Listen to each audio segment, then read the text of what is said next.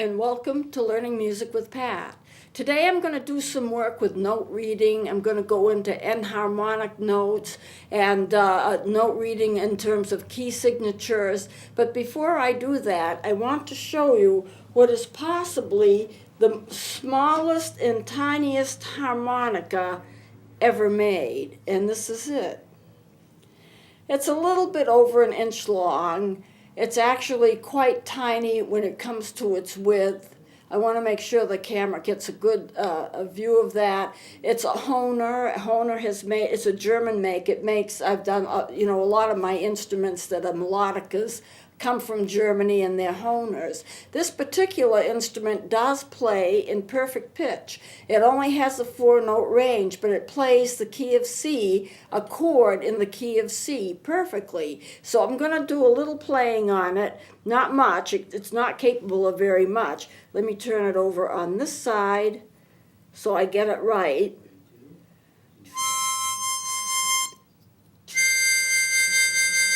That's a whole octave and the whole chord. We've talked a little bit about chords in here, the major and minor chords. This is the smallest instrument that you're ever going to hear chords on, and this is a perfect chord in the key of C. So I want to just show that to you because I've been showing unusual instruments to you anyway. I've been bringing them in on an ongoing basis.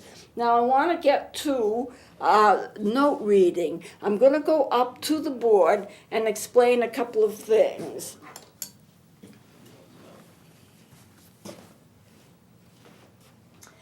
I've written some notes here in the key of B flat. You see you have the treble clef, so you know this is in the treble clef, and you have two flats, B flat and E flat, so you know it's in the key of B flat, because one flat would be in the key of F. This is in the key of B flat. And what I want to point out to you, here's a measure line, here's a measure line, here's a measure line, and so forth all the way through it. I just put these notes on. They don't have any particular meaning except to show you what I want you to know.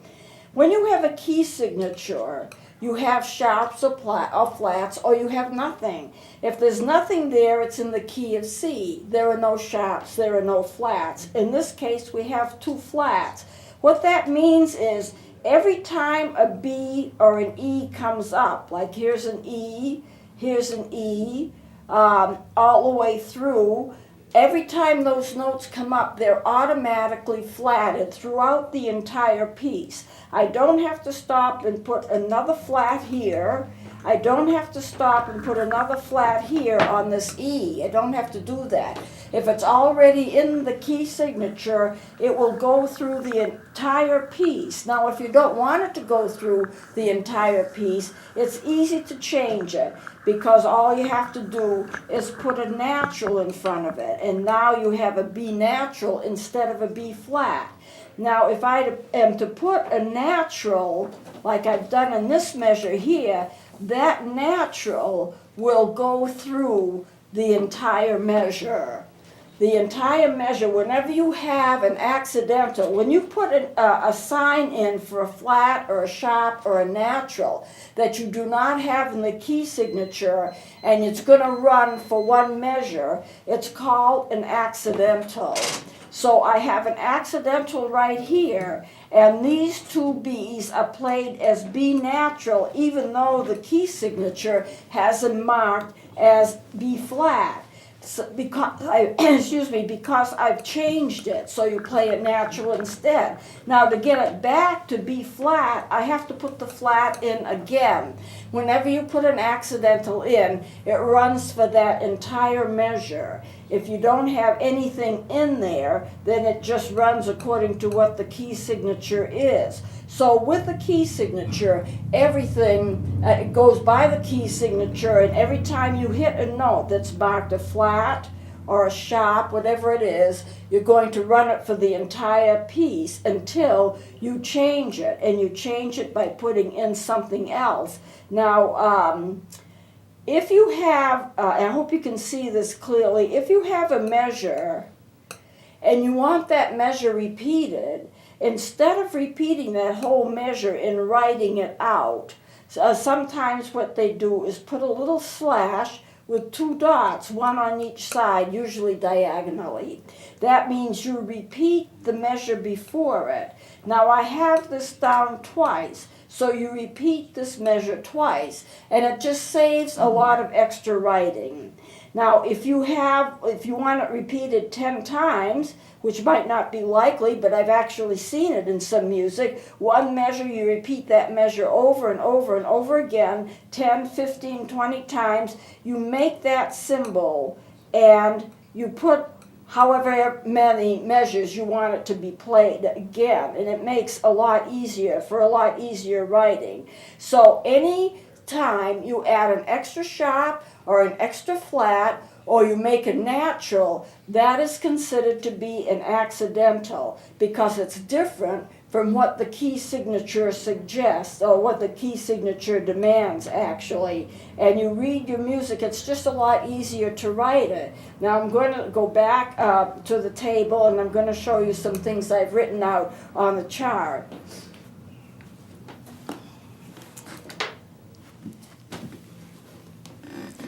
If you want to take a look at this chart that I've written out, this is in the key of F. The key of F is 1 flat. B flat is the flat in the key signature. These are all flatted. These 2 B's are flatted. The E, I put a flat on it because I wanted it flatted. That's the accidental. Then it comes back to the B, and that's flatted automatically because that's what I have in the front.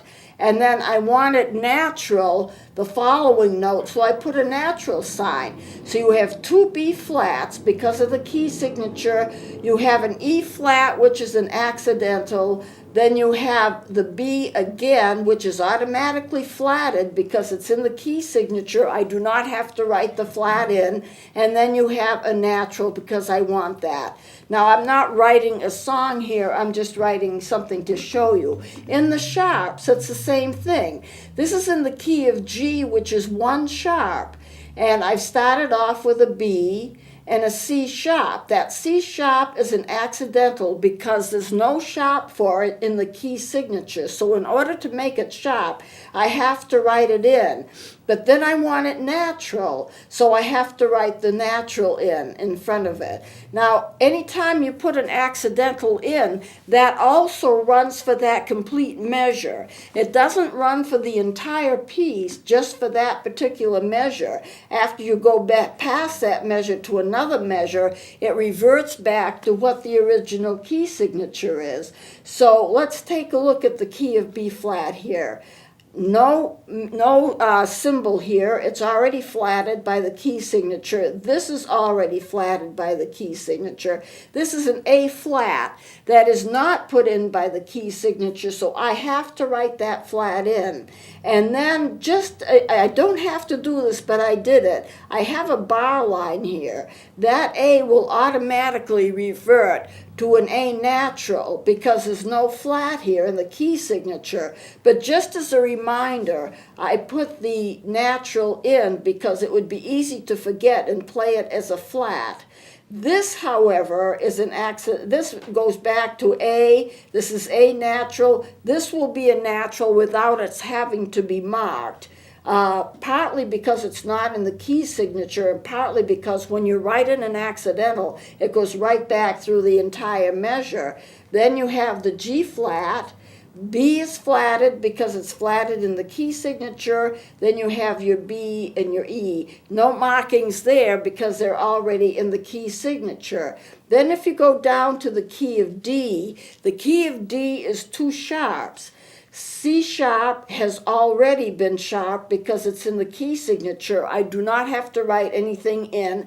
C natural, I do have to write in, and that becomes an accidental because it's different than what I write in the key signature. Then you have E, which is natural anyway, and that D sharp, which is not in the key signature, I have to write that in. And then you go along with the rest of the piece. A natural, F will be sharp because it's in the key signature. Then the F, I put a natural sign in it, that becomes an accidental, and that would run through the rest of the measure. This gives you an idea of what it's like. Those are called accidental notes. Now I want to go into something that's called enharmonic notes. Enharmonic notes, and I'm going to demonstrate on the keyboard here. Turn it on. Okay, supposing you have, this is the A. Supposing I'm playing an A flat. Here's the A. Here's the A flat. Remember that a flat goes 1/2 step down. A sharp goes 1/2 step up. So here's A. Here's A flat. Now supposing I'm playing G and I want G sharp. G sharp goes up. This note is flat to this one, but it's sharp to this one, and yet you end on the same note. I've got some examples, other examples here. E, which is right here, and E flat, which is the same sound as D, going from D flat. One is sharp and one is flat. Now, if I'm to play these on an instrument, whoops, let me turn this off. It's easy enough on the recorder because I'm going to half hold it. Here's a G. I'm going to half hold it up. Now I'm going to play an A. I'm going to half hold it down. This is the note. It's sharp to one, it's flat to the other.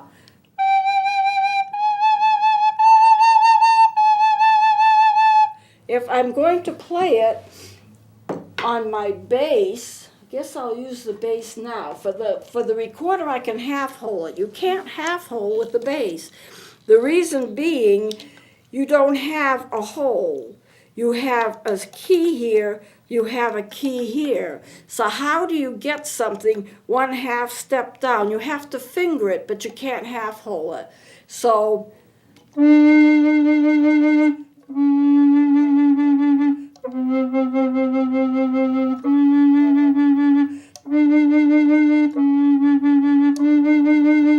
I flatten it or I sharpen it just by using the other two notes.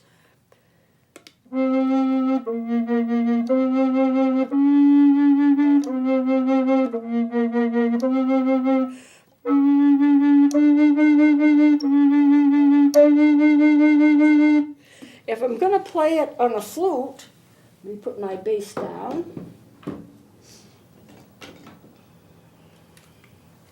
Here's my flute.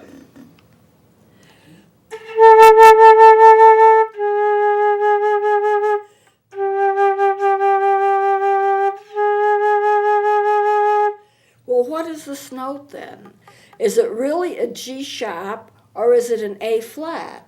The pitch is the same. It looks the same. It fingers the same, but on one piece of music it's going to be an A flat, and another one it's going to be a G sharp.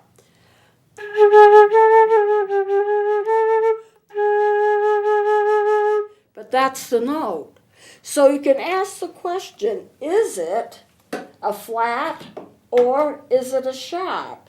Well, the easy answer, it's not a hard thing to figure out.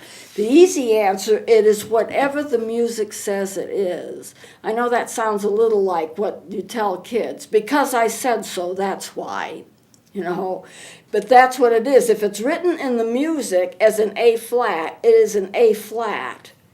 If it's written in the music as a G sharp, it's a G sharp. Whatever the music says it is, that's what it is. It's technically an enharmonic note because the enharmonic note, it's the same thing. G sharp is right here, A flat is right here. It's written differently, it looks a little different, it's a half a step difference, and yet you play it as a flat or a sharp. The E flat, the D sharp, the same way. The G flat, the F a sharp the same way, or the D flat and the C sharp the same way. And I've got it written down here, C, D, G, A. This note, this little black note here is going to be a D flat or a C sharp.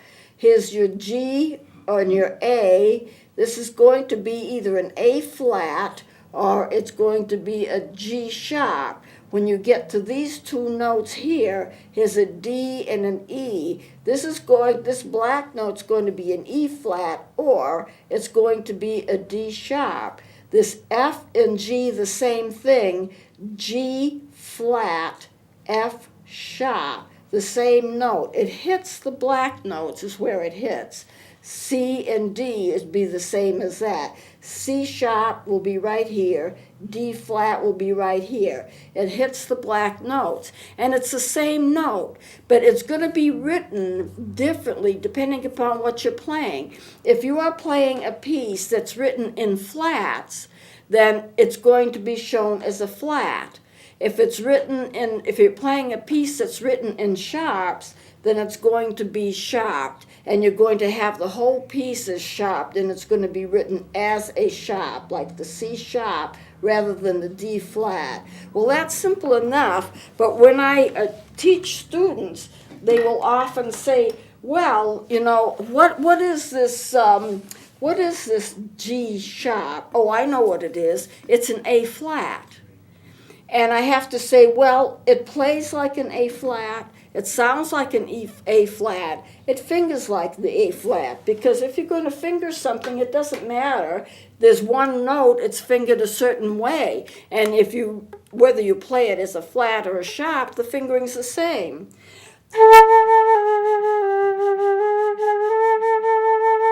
Same thing, but it's not written the same. It's written according to what the key signature is, and if you're going to put in accidentals, if it's a flat, if it's a song that's written in flats, then the accidentals are going to be written as flats. And if the song is written in sharps, then the accidentals are going to be written as sharps. So it all goes by whatever the music is, and you just go by that. And then you learn the fingerings, A flat, G sharp, same fingering, but in the music it's going to be written a little differently, even though it's going to be sounding the same. So an enharmonic note is a note that has the same pitch. It's flat to one note, it's sharp to another note, but it turns out to be the same pitch, so it's called enharmonic. And that's how you can remember it. The fingerings and everything are the same, but it's written different in the music. So I wrote those down. Now we're going to be going into keys. And I don't have a whole lot of time, so I don't know if I should pursue this or not. But I'll just begin it a little bit. You can start a scale, as I've mentioned before, on any note. You can start a scale on any note at all. And if you start a scale on a C, then it's going to be a C. If I start a scale on a D, it's going to be a D. Or if I started on an E flat, it's going to be an E flat. Wherever I start the note of the scale, that's the key that the scale will be in. And so let me just play a few scales, and I'll use the piano too. I see I dropped this chart, but I may not get to it today anyway. Let me stick it up there. There it goes. Let me play some scales. This instrument is in the key of C, so if I use my keyboard, I'll play C.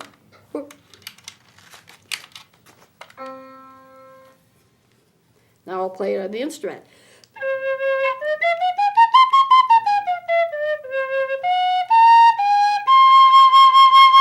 Matching the piano exactly.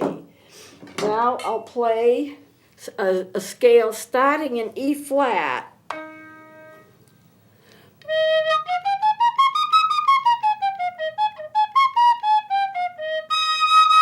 Remember, these penny whistles are keyed already to be in the key that you're playing it in. So you don't have to put in any accidentals. It is what it is. It's already geared for it. Here's another little instrument that only cost me $2. It's considered to be a toy, but it plays in the key of E flat.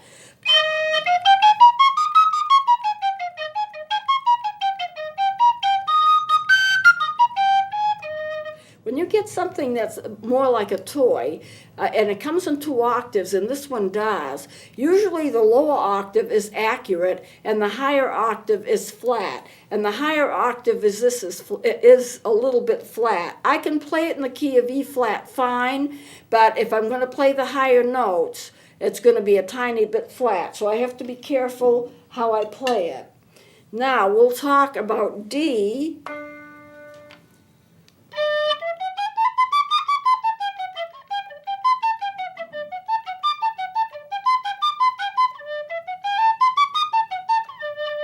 Simple. And let's see. This is going to be played in B flat. You can see it's larger.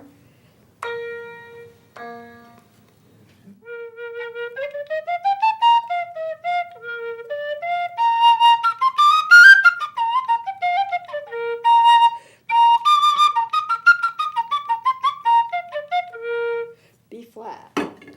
And I have another B flat. I'll play that again.